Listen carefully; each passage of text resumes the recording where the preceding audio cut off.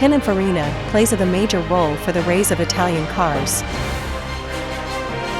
What is this Pininfarina?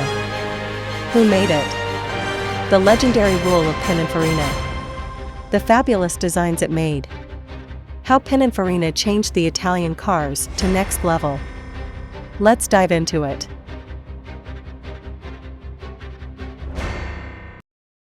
When people see the fabulous cars, they praise them. They stare them. Unconditionally, they want them by its glorifying presence.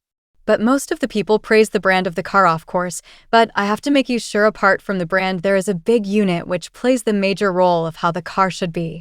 Is the designing company.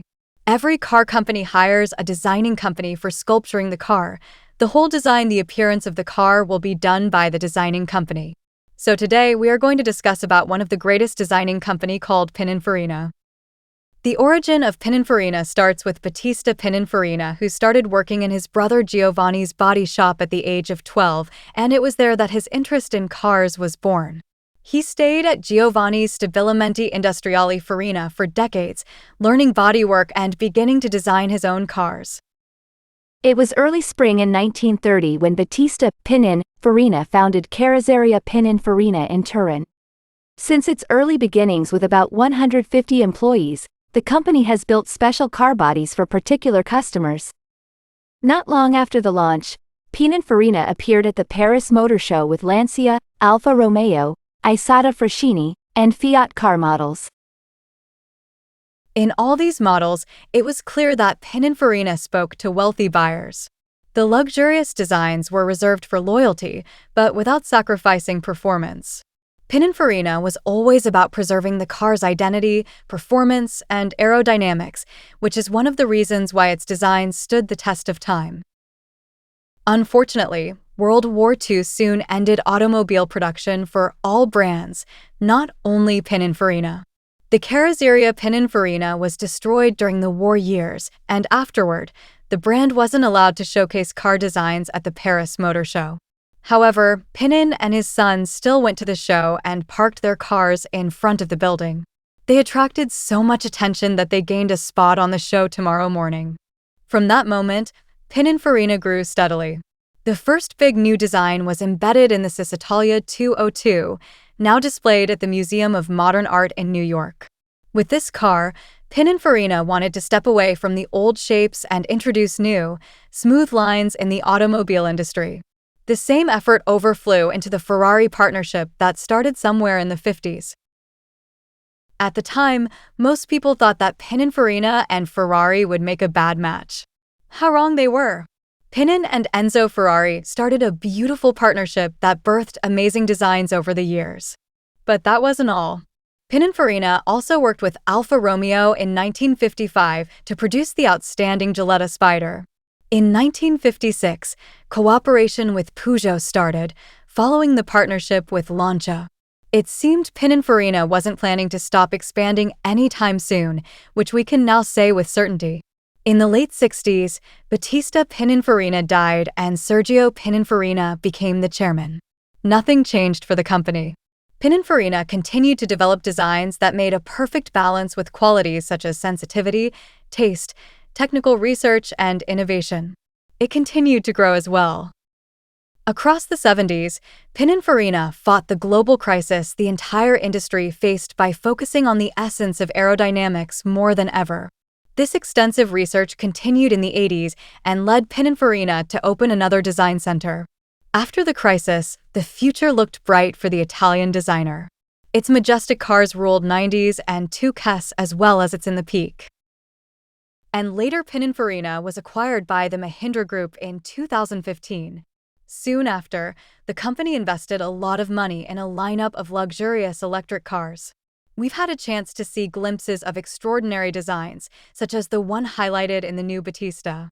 If all Pininfarina's future designs end up like this one, we can still expect great new things from this prominent Italian designer. So let's visual some of the greatest works by Pininfarina over the decades.